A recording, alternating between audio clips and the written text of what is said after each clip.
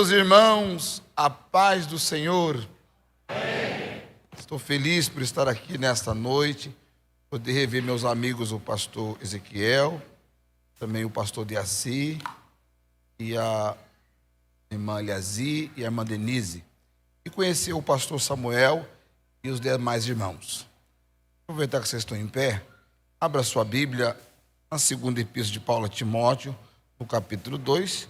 Eu vou ler 2 versículos dessa epístola. Depois eu pedi a vocês para abrir no primeiro epístola de Paulo a Coríntios, no capítulo 4. Deus abençoe o pastor Samuel. Deus abençoe o seu pastorado. Muito obrigado pela oportunidade e a honra de conceder-me a tribuna, o púlpito dessa igreja, para poder falar da palavra de Deus. Os irmãos acharam o texto de Timóteo, capítulo de número 2, versículo 14 e 15, da segunda epístola. Diga amém. Amém. Eu vou fazer uma leitura contrária. Vou ler o 15 e o 14. Presta atenção somente. Procura te apresentar a Deus aprovado como obreiro, que não tem de que se envergonhar, que maneja bem a palavra da verdade. Traz essas coisas à memória, ordenando-lhes diante do Senhor que não tenham contendas de palavras que para nada aproveitam e são para a perversão dos ouvintes. 1 Coríntios, capítulo 4, versículo 1 e 2. Primeira epístola de Paulo a Coríntios, capítulo 4, versículo 1 e 2. Os irmãos acharam? Digo amém. Amém. Diz assim: que os homens nos considerem como ministro de Cristo e despenseiro dos mistérios de Deus. Além disso, requer-se nos despenseiros que cada um se ache fiel. Quantos podem dizer amém? Amém. De sentar, meus irmãos. Deus abençoe, pastor Samuel. Muito obrigado por essa oportunidade única de poder estar aqui na Assembleia de Deus Missões e em Juiz de Fora. Meus irmãos, o texto que a nossa magna convenção escolheu, os pastores, escolheu um texto muito comum entre nós, obreiros do Senhor. Sempre citamos esse texto quando vamos ordenar obreiros, quando vamos consagrar obreiros, sempre citamos esse texto. Mas quando você olha o texto, ele é lindo, ele é maravilhoso, ele é uma exortação positiva. Mas quem escreveu esse texto tinha a competência, tinha a experiência, tinha condições, somava condições para poder escrever esse texto, que foi o apóstolo Paulo. Paulo, ele escreveu 17 epístolas. Das 17, nós temos 13 no cânon do Novo Testamento, ou seja, no Novo Testamento tem 13 epístolas, 4 se perderam. Você vai ler no livro de Colossenses, que Paulo escreveu também uma epístola para uma outra cidade. Você vai ler também lá nas epístolas de Coríntios, Paulo dizendo na primeira epístola que ele havia escrito uma epístola antes. Quando você lê a segunda epístola, você vai ver que Paulo escreve que ele havia escrito uma epístola antes da segunda epístola. Então, nós, os estudantes da Sagrada Escritura, nós, os teólogos, descobrimos que Paulo escreveu 4 epístolas para Coríntios. A primeira se perdeu, aí a segunda está aqui, que nós chamamos de primeira. A terceira se perdeu, mas a quarta está aqui, que nós chamamos de segunda. E a epístola que ele escreve, quando ele escreveu para a igreja de Colosso, ele escreveu para uma outra cidade também, que se perdeu, entre outras que nós encontramos da lavra do apóstolo Paulo. A epístola aos Hebreus não é da lavra de Paulo, apesar da igreja primitiva conceder a epístola a ele, epístola de Hebreus do apóstolo São Paulo, mas não é a da lavra dele. Por quê? Porque Paulo ele era um homem culto. Se fosse de hoje, nós chamávamos de um catedrático. Paulo falava de 4 a 5 idiomas. Paulo aprendeu aos pés de Gamaliel. Ele era da aristocracia judaica. Paulo era contemporâneo do Senhor Jesus. Jesus era de uma família pobre, apesar de ser descendente nobre, porque Maria e José eram descendentes de Davi, eram da tribo de Judá. E aí, mas Paulo não, Paulo era filho de comerciante. Jesus aprendeu na escola pública. O que era a escola pública naquele tempo? No mundo grego, os pensadores acreditavam, os filósofos acreditavam que a sabedoria era algo de Deus, vinha de Deus, então não podia ser vendido, não podia ser negociado. Então o que eles faziam? Eles iam para a praça pública e ensinavam filosofia para as crianças, para os meninos, melhor dizendo. Um dos pensadores, chamado tríade filosófico, que é Sócrates, Platão e Aristóteles, que é o terceiro, ele criou uma escola chamada peripatética, que era o costume de ir para a praça, sair caminhando, e os meninos atrás dele, ele parava, sentava na relva, conversava, ensinava, explicava. Outra hora entrava num barco para poder a voz dele alcançar o máximo possível. Outra hora ele sentava no monte, começava a explicar. Outra hora ele pegava alguma coisa, material, alguma coisa concreta, para poder trazer como exemplo para as pessoas. Outra hora ele contava paralelos, que nós chamamos de parábola, ou exemplos, exemplificava a partir de alguma coisa. Então Aristóteles veio 300 anos antes do Senhor Jesus. E quando Jesus nasceu, ele aprendeu na escola pública, na praça. Ensinaram em Jesus de forma simples. Jesus aprendeu na praça pública, daí o nome de escola pública. Mas o apóstolo Paulo não. Paulo, por ser da aristocracia, por ter dinheiro, filho de comerciante, ele aprendeu na escola paga. Esses pensadores que vendiam conhecimento eram chamados de sofistas. E eles então vendiam o conhecimento. E Paulo aprendeu aos pés de Gamaliel, que era um sofista. Era o maior pensador judaico da época, era Gamaliel. Paulo então aprendeu com ele a Sagrada Escritura. Paulo era fariseu. O fariseu era do partido religioso que acreditava na ressurreição, acreditava nos anjos, acreditava na vida após morte.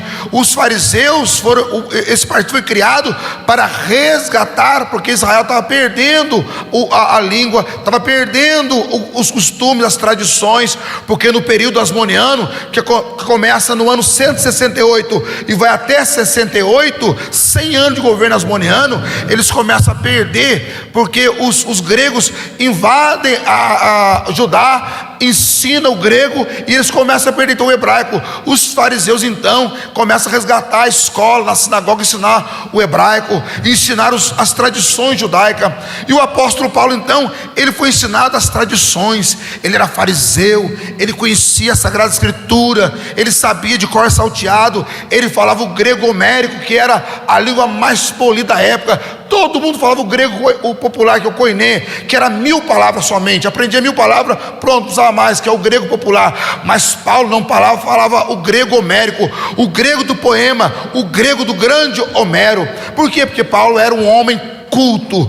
Os 12 apóstolos eram pessoas simples, mas o Senhor Jesus precisava de uma pessoa do naipe, do estipe, da qualificação do apóstolo Paulo, para que o evangelho não ficasse só em Judá, não ficasse só em Jerusalém. Então Jesus marca o encontro com ele. Paulo, com os olhos cheios de sangue, revoltado com o cristianismo, porque ele estava indo de conta com a tradição que ele aprendeu, com os costumes que ele aprendeu. Ele pega a carta das autoridades judaicas e parte para Damasco, capital da Síria hoje, para poder prender os cristãos, porque a perseguição que aconteceu nos anos 40, ali um pouco antes, os irmãos, todo mundo sumiu de Jerusalém, porque a ordem do Senhor Jesus era essa, porque vocês ficar em Jerusalém até que do alto seja revestido de poder, e ser minha testemunha em Jerusalém, na Judéia, na Samaria e até os confins da terra. Mas antes de ele falar os 4 cantos da terra, ele disse: contanto ao mesmo tempo vocês estejam pregando o evangelho em todos os lugares, 4 cantos da terra. Mas os irmãos ficaram em Jerusalém, porque a igreja ficou grande, cresceu, tinha tudo, então ninguém queria ser missionário, ninguém queria pregar o evangelho. Então Deus envia uma perseguição, e todo mundo sai de Jerusalém, desce para Antioquia, desce para outros lugares. E aí o apóstolo Paulo, irado, revoltado, vai para Damasco prender os irmãos. Mas o Senhor Jesus se apresenta a ele no caminho de Damasco. Meio-dia, sol a pino, uma luz brilhante que brilhava mais que o sol, e daquela luz saiu uma voz falando no hebraico polido, que só os rabinos falavam. Por isso que Paulo diz assim: quem é, Senhor? Quando Jesus fala assim: Saulo, Saulo, por que me persegue? Ele responde: quem é, Senhor? Ele chama a voz do Senhor, porque a voz falava um hebraico polido, um hebraico da aristocracia judaica. E ele pergunta: quem é o Senhor? E Jesus: eu sou Jesus a quem tu persegue. Você está me perseguindo. Paulo fica cego, Paulo perde a visão, vai para Damasco, e lá fica 3 dias sem comer, sem beber, numa crise de identidade. Mas o Senhor manda um homem lá, Ananias, que ora por ele. Ele recupera a visão e começa a pregar o evangelho. E aí confunde as pessoas. O rei da cidade fica sabendo, prepara uma armadilha para matá-lo. O apóstolo Paulo, que saiu de Jerusalém com uma centúria, com soldados, todo com autoridade, cheio de si, cheio de vontade, agora foge por um cesto, humilhação, fugiu por um cesto. Porque se você quiser servir a Jesus, se você quer ser obreiro na igreja, você precisa descer. Você pode ter a formação que tiver, mas precisa descer. Do portão da igreja para dentro não tem engenheiro, não tem advogado, não tem catedrático, não tem doutor, não tem PhD, não tem. Tem servos do Deus Altíssimo. Sabe por que nós, assembleanos, os pastores usam terno e gravata? Vocês sabem por quê? Porque quando vocês estão aí embaixo, olha para cá, você não sabe quem é militar aqui, você não sabe quem é pedreiro, você não sabe quem é motorista, você não sabe quem é doutor, você não sabe quem é matemático, quem é engenheiro, quem é advogado, quem é oficial. Você não sabe, porque todo mundo é igual, todo mundo usa a mesma roupa, terno e gravata. Agora a gente só sabe que é homem de Deus quando abre a boca e o Senhor fica em pé na eternidade para falar com a igreja. O conhecimento é importante? Claro que é. Eu sou professor acadêmico há 30 anos. Eu leciono na faculdade há 30 anos teologia. Eu estudo teologia há quase 40 anos. Eu ainda não aprendi nada ainda, estou aprendendo um pouquinho. Mas a gente não consegue chegar na igreja e fazer a igreja chorar, sentir a presença de Deus com conhecimento. A gente vê a igreja chorar, chorar, se humilhar, falar língua estranha, quando o Senhor fala através da nossa boca. O conhecimento ajuda? Claro que ajuda. Ajuda bastante. Porque Moisés, quando estava lá no deserto, o seu sogro diz assim: ô Moisés, você é doido, você é maluco. Porque Moisés sentava na cadeira de manhã, e aquela fila enorme, para poder ele ajudar a instruir o povo. Aí chegava uma senhora e disse: Moisés, eu estou aqui contextualizando, só para vocês entenderem. Moisés, o meu marido saiu de casa, não voltou ainda.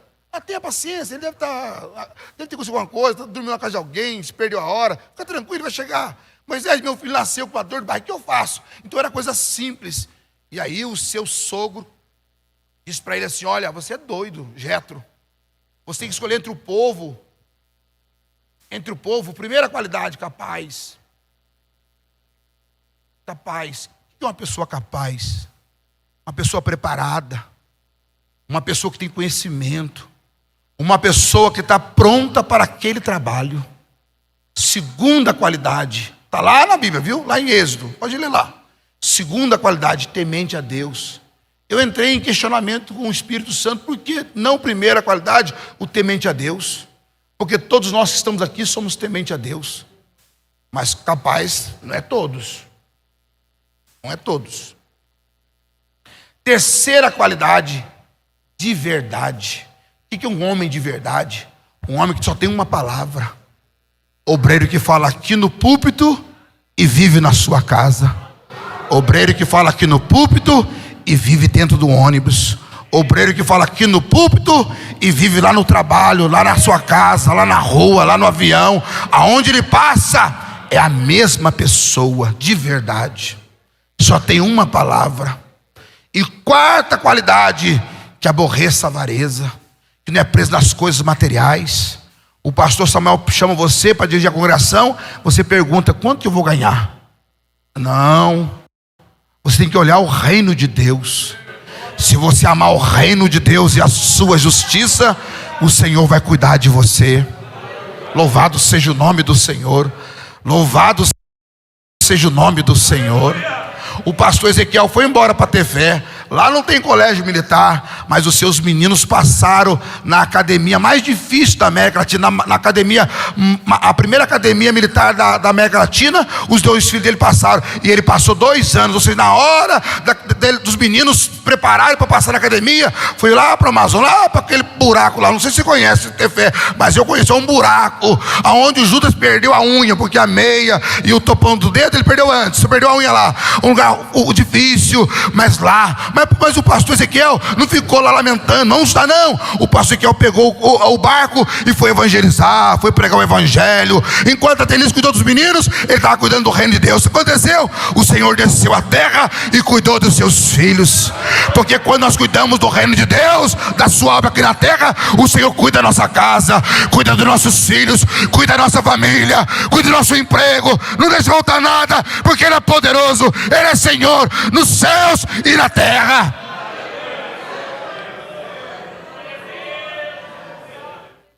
O que nós não podemos ser é soberbo. O que nós não podemos ser é ter nariz em pé. Nós vamos ser simples e humildes, porque o Senhor se revela ao simples e ao humilde. Mas não significa que a ignorância tem que ser adorada, tem que ser não, nós temos que estudar. A igreja, pastor Samuel, nunca precisou tanto de teólogo como agora. A igreja nunca precisou tanto de teólogo como agora.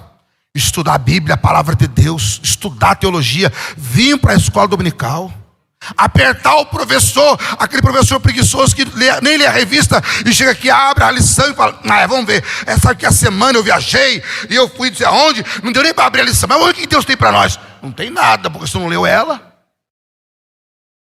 Mas nós somos alunos, temos que apertar o professor para ele poder estudar, jejuar, ler a Bíblia. O apóstolo Paulo então foi chamado, foi convocado pelo Senhor Jesus. Ele passa 3 anos na Arábia Saudita, lá de acordo com a tradição, com a tecnologia, com as pesquisas. Possivelmente ele passou no Monte Sinai. Muitos irmãos vão para Israel, vai no Monte Sinai lá, mas esse Monte Sinai que os irmãos vão lá não é o verdadeiro. O verdadeiro Monte Sinai fica na Arábia Saudita. É um monte intransponível quase. Nós lemos na Bíblia que Deus apareceu no Monte Sinai para Moisés, e nós achamos que ele olhou assim, viu a sarça pegando fogo e vou lá, e rapidinho. Não, ele levou dias. O Monte Sinai que o pessoal vai lá em Jerusalém agora, sai do hotel meia-noite, 1h da manhã, e sobe um monte de madrugada por causa do calor, não sufoca, gasta 1 hora subindo o monte. Agora o Monte Sinai da Arábia é quase intransponível.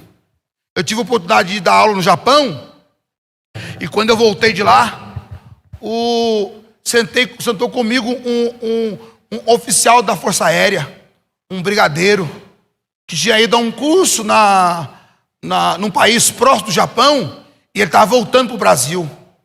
E nós começamos a conversar. Ele foi dar um curso em Singapura, e começamos a conversar. E aí no meio a viagem do Japão para cá são 26 horas de voo. Então tinha bastante tempo para bater papo. E fomos conversando.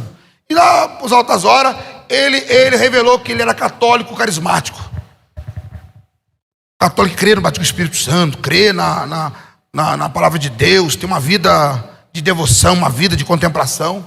E eu falei que eu era pastor da Assembleia de Deus. Aí o negócio esquentou. E aí ele me contou que ele foi fazer uma missão na Arábia Saudita. Os árabes compraram material bélico brasileiro, e ele foi levar esse material bélico. E quando eles passaram próximo do Monte Sinai, aí um dos árabes disse que esse aí é o Monte Sinai onde Deus apareceu para Moisés. Lá na Arábia Saudita não pode entrar porque é um país sagrado, só entra lá quem é muçulmano. A gente não pode ir lá. Só entramos num país cá, Dakar, parece coisa parecida, onde tem todo mundo é rico lá, só tem Lamborghini, só tem carrão lá, que eu esqueço o nome daquele país lá. É só dele que você pode ir. Mas na Arábia Saudita você não pode entrar. Porque lá é um país sagrado. Só entra muçulmano. E aí ele falou assim, aqui, então Moisés quando subiu no monte, por que Moisés subiu no monte, pastor? Por que Deus apareceu para Moisés no monte? Porque Deus apareceu no monte para poder descer o nível do conhecimento do faraó. Porque naquele tempo, eles acreditavam que os deuses moravam nos montes. Por isso o salmista diz, elevo meus olhos para os montes, de onde me virá o socorro? O meu socorro vem do Senhor, que fez os céus e a terra. Então o Moisés subiu no monte e Deus aparece para ele. Quando Deus aparece para ele no monte, o monte estava seco, estava. O monte estava cheio de pedra, estava. O monte não tinha vegetação direito, não tinha. O monte não tinha água, não tinha. Mas quando Deus pisou ali, o lugar ficou sagrado. E ele disse para Moisés, tira as sandálias, porque a terra que você está pisando é santa. Sabe por que você é uma pessoa santa? Eu e você somos santos? Que é isso, pastor? Somos santos, sabe por quê? Porque mora em mim e na sua vida o Espírito Santo de Deus. Aonde está o Espírito Santo, o lugar é sagrado. Nós não somos, não, mas nós somos pecadores, sim, somos pecadores, mas nós somos santificados pela presença do Espírito Santo. Nós somos templo do Espírito Santo. O Espírito Santo mora na minha vida e na sua vida. Por isso nós somos santificados pela presença dele. Por isso nós temos que tomar cuidado. Nós, obreiros, tomar cuidado com o que falamos, o que pensamos, a maneira que agimos. Não adianta conversamos atrás da parede, achamos que está escondido de mim, do pastor A, B ou C, mas não está escondido da eternidade. Mas vamos lá para o texto. Paulo então vai para a Arábia Saudita, para o Monte Sinai, porque lá foi transformado num centro de peregrinação na época. Quando o judeu entrava em crise, ele se retirava, como aconteceu com Elias, se retirou para a caverna, para poder entender a vontade de Deus. Elias estava tão angustiado que ele pediu até a morte. Acontece isso com a gente. Eu sou pastor, eu preciso de uma igreja caminhando para 20 anos. Sou obreiro há quase 45. Comecei cedo, não sou velho não, eu comecei cedo. Eu sou batizado com o Espírito Santo há 48 anos. Jesus batizou com o Espírito Santo, aleluia. E eu continuo falando línguas estranhas. Continuo sentindo a presença de Deus. Continuo chorando. Continuo crendo na profecia. Continuo crendo no dom da visão. Continuo crendo na manifestação do Espírito Santo na vida dos crentes. Continuo crendo no perdão dos pecados. E creio no arrebatamento da igreja. Comecei cedo. E quando o apóstolo Paulo, ele vai para lá, ele desce do monte já da peregrinação, da contemplação, ele sai da crise. Ele volta, porque Barnabé chama ele para cuidar da igreja lá do capítulo 13, de Antioquia, do capítulo 13 de Atos dos Apóstolos. Lá na Antioquia, cuidar, Barnabé e ele. Por que Barnabé chama? Porque Barnabé é um obreiro mais tarimbado. Paulo já era um obreiro mais novo. Jesus faz essa comparação lá no capítulo 11 de Mateus. Aprendei de mim que sou manso, vocês sabem o resto? E humilde de coração. Jesus, quando você vai para o texto do grego ali, a comparação é com o boi. Nós estamos em Minas, terra de fazendeiros, de gado. O boi, você coloca ele no carro. Você não pode deixar o boi no carro até ele morrer, senão depois ninguém consegue mastigar, porque a academia do boi é a canga. Ele fica todo marombado, nem a faca você cortar. Então ele fica 6 meses, 8 meses. Na minha época de roça, ficava 1 ano, porque o pessoal comia a carne dura mesmo. Mas hoje não, hoje a carne tem que ser macia para não machucar o dente. Então hoje fica 6 meses, ou 8 meses, 1 ano no máximo na canga. Já tira e coloca o novinho, porque o que entrou está com 6 meses. Aí coloca o novinho. O boi novinho não sabe nada. O boi novinho é cheio de energia, mas não sabe nada. O boi já antigo não. Ele sabe aonde deve levar o leite. Ele sabe aonde deve levar a cana para a cortadeira. Ele sabe aonde quando está no mato, cortando capim, ele sabe para onde vai o capim. Ele sabe tudo já, porque o boi é metódico. O boi é símbolo da servidão. O boi não tem aquele trem que tampa, o cavalo tem. Lá em São Paulo chama-se tapa-cara. Aqui chama o quê? Aquele negócio que bota a cara do cavalo. Como é que chama aqui em Minas Gerais? tapa-olho, lá no Rio também é tapa-olho. Então por que o cavalo tem aquele tapa-olho, pastor Ezequiel? Sabe por quê? Porque se o cavalo vê a carroça atrás dele, ele quebra a carroça. Se ele vê uma pessoa, ele vê a pessoa, alguma coisa em cima dele, ele quebra. Mas o boi não. Você pode botar tudo que você quer no boi, o boi está tranquilão. O boi não tem aquele treco. O boi só tem uma argola no seu nariz que marra ali, puxa ele vai, tranquilão. Ele entra no canavial, o camarada está cortando a cana e ele está comendo a cana, está pastando, está tranquilo. O camarada toca a vara lá com o chocalho, ele já sabe para onde ir. Mas o boi é porque é servo, o boi não questiona, o boi não briga, o boi não é relaxado, o boi não é preguiçoso, ele faz as coisas e ele não perde tempo também.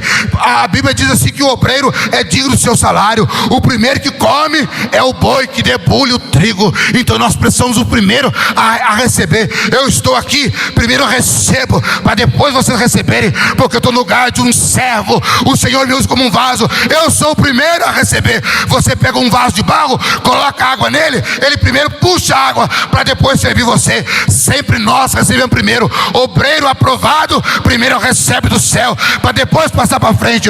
Obreiro aprovado primeiro sente o poder de Deus. Obreiro aprovado primeiro é revelada a palavra, para depois mostrar, apresentar para a igreja, porque Deus assim o quer.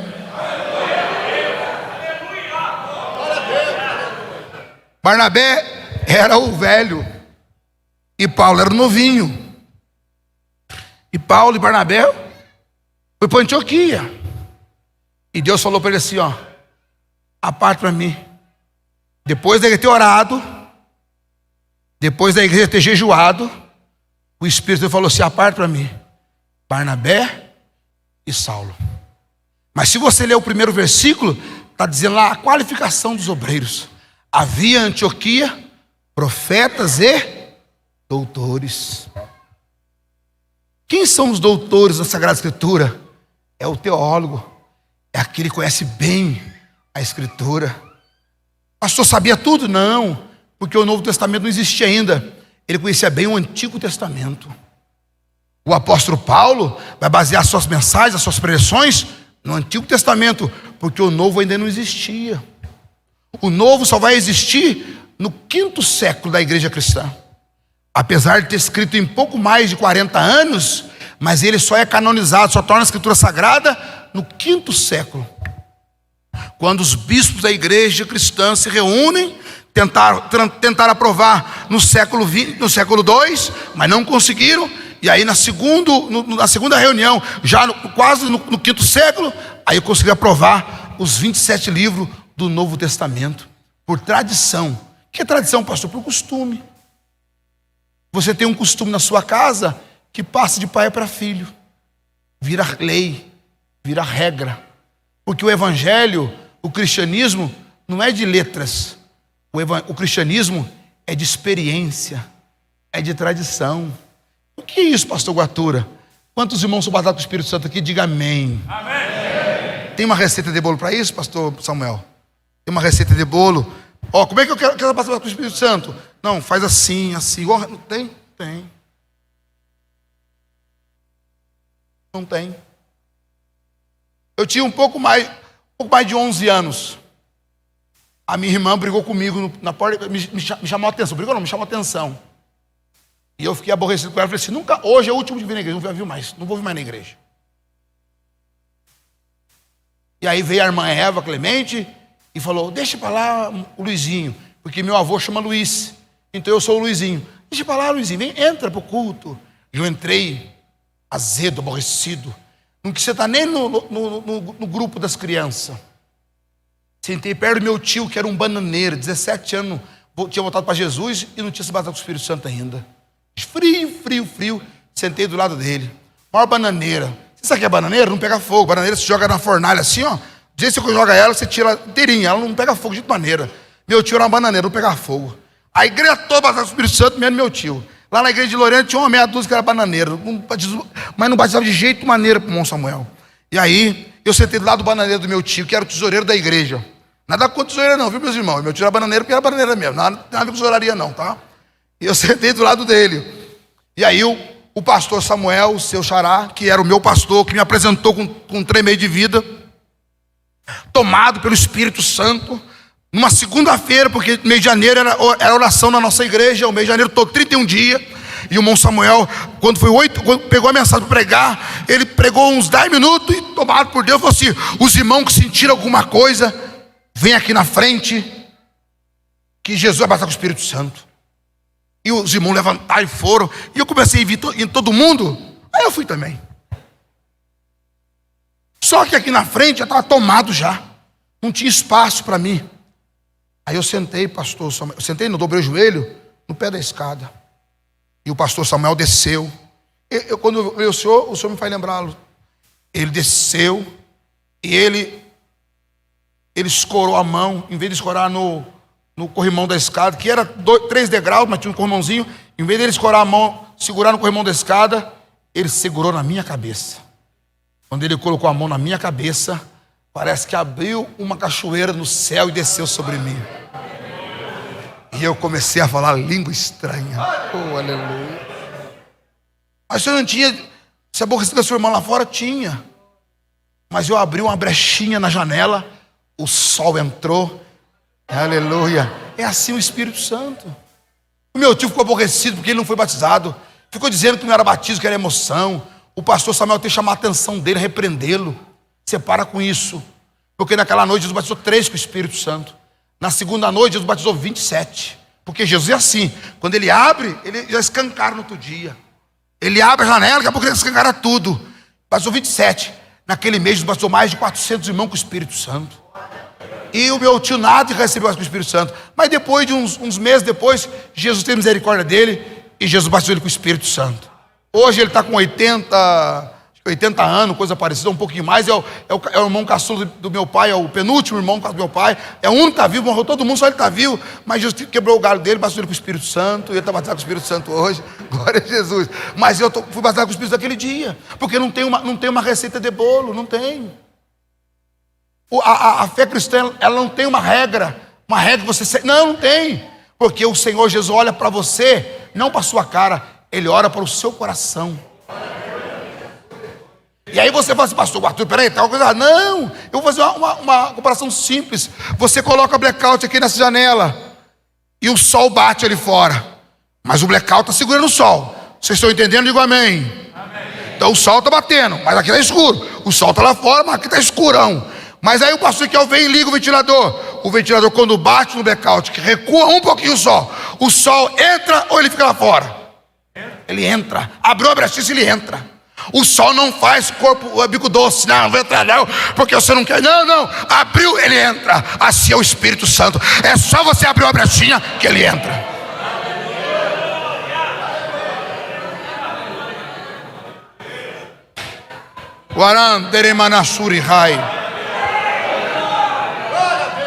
Você quer ser usado por Deus, mas está cheio de blackout. Está na hora de você recuar o blackout e deixar o Espírito Santo entrar.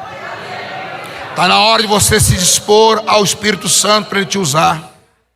Não queira colocar regra. Eu vou ser usado, mas eu quero assim. Não bota regra. Deixa o Espírito Santo te usar do jeito que Ele quiser, da forma que Ele quiser. O apóstolo Paulo era culto? Era um homem catedrático? Era. Ele estava entre os autores? Estava. Mas ele desceu e ele disse para mim e para você: eu sei estar em cima, mas eu também sei estar embaixo. Eu sei ter fartura, mas eu também sei passar necessidade. Estão dizendo que é mais apóstolo que eu? Beleza, mas eu apanhei mais do que ele. Me arrastaram mais do que eles. Eu sofri mais do que eles. Se eles são apóstolos, beleza, eu também sou. Só que eu sofri mais do que eles. Não existe uma receita de bolo. Mas aí o apóstolo Paulo vai escrever pro irmão Timóteo. Quem era Timóteo? Era um jovem pastor. Era um jovem pastor, inexperiente, e assumiu uma igreja difícil. Qual pastor? A de Éfeso. Era uma igreja de homens cultos, catedráticos, cheio de filósofos na igreja.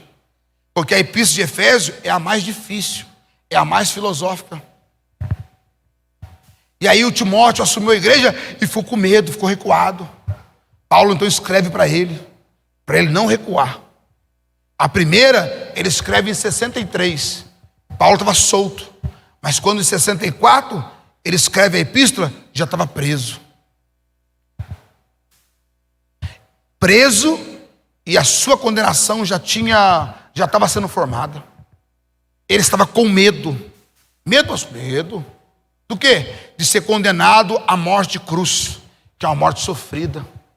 Ou então ser condenado à fogueira. Porque tinha 4 tipos de morte: a fogueira, a crucificação, a pedrada e a degola. Sabe qual era a melhor? A degola, sem sofrimento.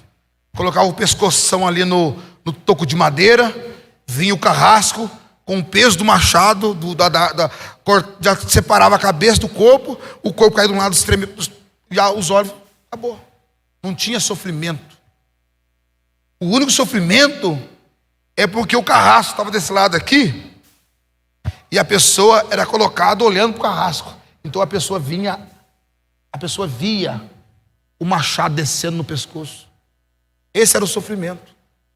E quando a sentença saiu que ele seria martirizado com a degola, ele agradeceu a Deus. Ele agradeceu a Deus. Aí ele escreve a terceira epístola para esse jovem pastor. E aí ele fala para Timóteo que o obreiro, ele tem 7 qualificações, ou 7 ações, atos que ele pratica. Primeiro, o obreiro é um filho. O pastor Samuel não consagra desconhecido, ele consagra só quem é filho. Por quê? Porque nós não somos padrastos. Eu estou usando aqui o sentido ruim da palavra padrasto. O padrasto quer ficar com a mãe, então ele dá tudo que o filho quer.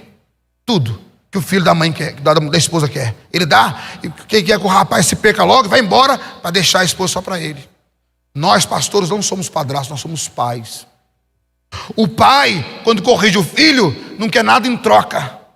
O pai não quer que o filho se perca. Porque o amor, ele é gerado pela justiça. Amor sem justiça não é amor, pode ser tudo menos amor. O amor só é gerado depois da justiça. Primeiro você julga, aí a partir desse julgamento nasce o amor. Por isso que o Senhor amou o mundo de tal maneira, de uma forma inexplicável, porque era justo salvar o homem. E aí o pastor da igreja, quando ele chama o obreiro para ser consagrado, ele chama filhos. Segundo, esse filho vai servir como um soldado no reino de Deus. E o soldado não se embaraça, não. O soldado não se perde. Na guerra, até o ex-presidente fala muito isso, que na guerra, quando o pessoal não tinha soro, pegou água de coco e colocou e serviu e quebrou o galho. Não tem um negócio desse? Então, serviu. Então, o soldado não se embaraça, não se enrosca. O soldado se vira nos 30. Ele se vira, você assiste os filmes do Stallone, você vê que ele faz umas armas do nada, porque é isso. Mas o soldado é assim, o soldado cria do nada as coisas, ele inventa, porque ele foi preparado para ser um soldado. Eu era menino, e o pastor Samuel, lá, meu pastor, foi ministrar ceia. E ele saiu de Lorena e foi para lá. E o obreiro saía de Guaratinguetá para os Pilões, que era um distrito de Guaratinguetá. Chegou lá, o diácono não foi, não levou o pão. Era longe. E veio o obreiro nervoso. O Mão Paulo, o Pacheco nervoso. O pastor Samuel, o fulano não veio, eu não tenho pão. E eu me lembro, eu era menino. Ele disse, calma, Paulo, calma. Aí e o culto estava acontecendo, que era levar a ceia uma vez por mês para os irmãos. E o culto era o culto de ceia. Fazia 2 cultos por mês e um culto era de ceia. Ele olhou assim, em cima da mesa da irmã, tinha uma penca de banana nanica, lá em São Paulo chama nanica, aqui é d'água ou coisa parecida, aquele banana enorme assim. Ele, já arrumei o pão já, Paulo, já arrumei o pão já. Você já arrumou o pão já? Mas já falei com a irmã que não tem pão aqui. Não, já arrumei, fica tranquilo, fica em paz. E o Mão Paulo ali, aí o Mão Paulo me reclamando, mas onde eu arrumei o pão? Calma, Paulo, já arrumei o pão. E o culto começando, e Jesus batizando com o Espírito Santo, e falando estranho, o povo alegre, os irmãos simples da roça, e aquela coisa toda. E eu doido para acabar o culto logo, porque tinha um almoço, tinha uma galinhada lá, eu queria comer aquela galinha, né? A gente gosta de comida, né? A gente não bebe, não fuma, mas gosta de comer. E eu estava doido para comer a galinhada. E aí, quando chegou a hora da ceia, o pastor Samuel falou assim para a irmã: oh, me dá uma banana disso aí para mim. Aí o irmão deu. Aí ele leu o texto e pegou a banana. E tendo dado graça, partiu a banana. A gente ficou olhando assim para a cara dele. Pegou a banana, partiu a banana, porque não pode cortar. Partiu a banana, abriu, pegou um pedaço e deu para os irmãos. Aí na nossa igreja fazia fila para tomar ceia. Então veio os irmãos, ele entregou a banana, um pedaço de banana para cada um dos irmãos, entregou a banana. E os irmãos comiam a banana, os irmãos tranquilos, irmão da roça, maravilha, que eles aceitam tudo sem problema nenhum, sem questionar, sem nada. E Jesus renovando, alegrando. Uma irmã pegou a banana como pão e começou a chorar, falar língua estranha, aquela língua poderosa. E a igreja pegou fogo. E pronto, o soldado não se enrola. Pastor, mas é pão. Mas está na Bíblia, é um símbolo. É só um símbolo. Não tinha o pão, vai na banana mesmo. Lá na Rússia, o camarada foi preso e pregou o evangelho. E os prisioneiros começaram a aceitar Jesus como Salvador. E para batizar como? Não tem água aqui. Mas não pode batizar porque vai piorar. Não tem problema, batizo, vem cá. Mas eu quero batizar, então vem cá. Eu bato chuveiro, entra aí, bate chuveiro. O camarada bate chuveiro. Eu te batizo em nome do Pai, em nome do Filho, em nome do Espírito Santo. Três chuveiradas, pronto, está batizado em nome do Pai, do Filho e do Espírito Santo. Porque o soldado não se enrosca. O soldado não se enrosca. Quantos soldados tem aqui nessa noite? Levante a mão e exalte o nome do Senhor. Eu vou terminar, tem 3 minutos para terminar. Atleta é preparado. Quarto, lavrador. O lavrador sabe tudo. O lavrador não entrou na universidade. O lavrador não fez engenharia de produção. Mas o lavrador sabe. O lavrador sabe tudo que acontece. Vai chover, se vai chover. Quando tá bom, quando não tá. Pode apanhar que tá bom. Não, mas tá bom, pode apanhar. E aí eu trabalho na roça, eu sou da roça. O lavrador sabe tudo. Não planta um milho na lua tal que vai dar cupim. E lá começa a pôr o caruncho, aqui é desse cupim. Não planta o milho na lua tal porque vai dar cupim. Espera a lua passar. Muitas vezes vi o pai falar isso para minha mãe. Não espera a lua passar para poder colocar o milho. Mas não espera, porque senão vai dar cupim. O lavrador sabe tudo. O lavrador não espera, não. Já deu hora de... Não, ele só sai do serviço quando a terra está arada, pastor Ezequiel. Enquanto o sol está pino, ele está trabalhando. Ele não para. O lavrador trabalha. E ele acredita que a terra vai devolver o fruto que ele plantou. Eu vou repetir essa palavra, não que você não entendeu, mas vai ficar gravado no seu coração. O lavrador trabalha a terra e ele acredita que ela vai devolver o que ele plantou nela.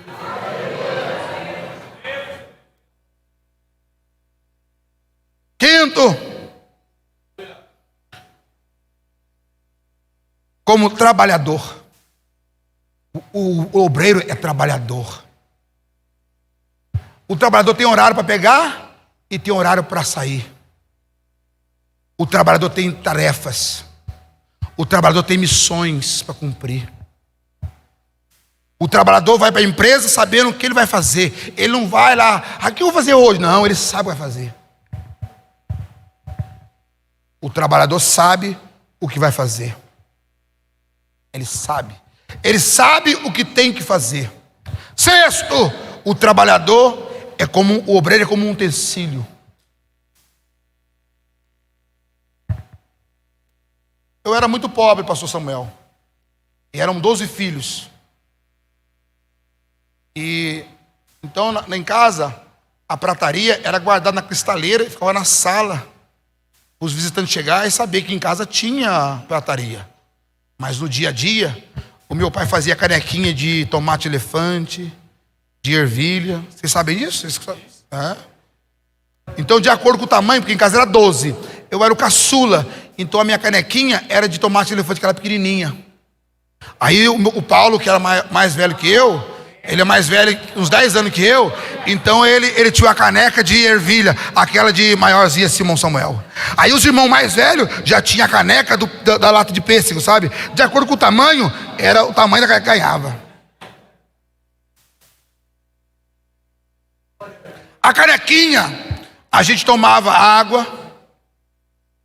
tomava café, a gente tomava guaraná, porque Coca-Cola não conhecia ainda, então guaraná. Tomava limonada, laranjada. O que é laranjada? Pegava a laranja, cortava ela, misturava com água e dava para todo mundo, porque pode multiplicar. Porque a laranja, o suco de laranja sozinho não dava. Tinha que ser umas 2 caixas, para dar para 12. Então a meia dúzia de laranja fazia 10 litros de laranjada. Que é mais água que laranja e açúcar. Então na canequinha eu tomava laranjada, tomava limonada, tomava café, tomava guaraná, tomava água, tomava remédio. A canequinha era para tudo. Vou repetir de novo. A canequinha é utensílio, o obreiro é utensílio. E na minha canequinha eu tomava água, tomava café, tomava leite, tomava guaraná, tomava laranjada, tomava limonada, tomava remédio. Tudo que era líquido, eu usava a canequinha. Se você não quer ser usado para tudo, então você não serve para ser obreiro. Porque o obreiro é utensílio. Ele é utensílio. Ele é utensílio. Eu sou pastor, mas o vitrô está aberto, vou lá e fecho. Eu sou pastor, mas a irmã precisa de ceia, eu vou lá ministrar ceia para ela. Eu sou pastor, não tem diácono para poder lavar o banheiro. Eu sou utensílio. Nós somos utensílio da casa do Senhor.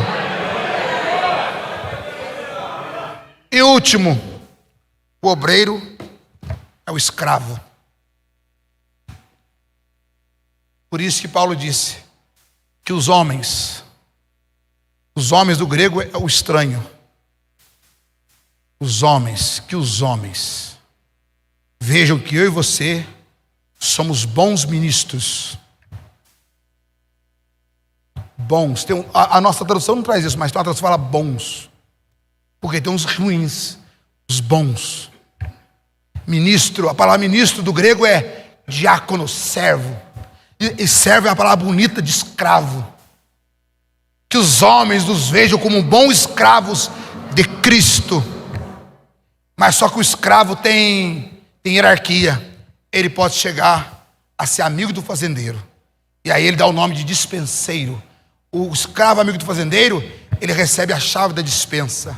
Nesta noite, o Senhor está procurando dispenseiro. Por que, pastor Guatura? Porque o dispenseiro, ele tem a chave da dispensa. E o texto fala assim, dispenseiro dos mistérios de Deus. E o que é mistério? É uma coisa inexplicável. O que você não pode explicar. Existe, mas você não consegue explicar, não tem explicação. Paulo diz que o arrebatamento vai acontecer, mas ele não sabia explicar. Então esse vos digo um mistério. Antes de o piscar de olhos, os mortos ressuscitarão e nós, os vivos, seremos transformados. O Senhor, eu e você, podemos ser dispenseiro dos mistérios de Deus. Aquilo que você não pode explicar. O que não pode explicar? Entra o paralítico aqui e ele sai andando. Tem explicação? Não tem explicação. Entra uma criança aqui, uma mulher grávida com a criança com problema, e você ora pela mãe e a criança no outro dia faz o exame, não tem mais nada, não tem explicação. É mistério. Entra um aidético aqui, você ora e o aidético sai curado, não tem explicação. Entra um canceroso condenado à morte, 10 tumores, está condenado, você tem 6 meses de vida, você ora e Jesus cura o tumor, não tem explicação, porque nós somos dispenseiro do mistério de Deus, nós somos dispenseiro dos mistérios de Deus. Levante a sua mão e exalte o nome do Senhor se você pode. Por isso que precisamos ser obreiros aprovados. Vale o amém? Deus abençoe. Obrigado.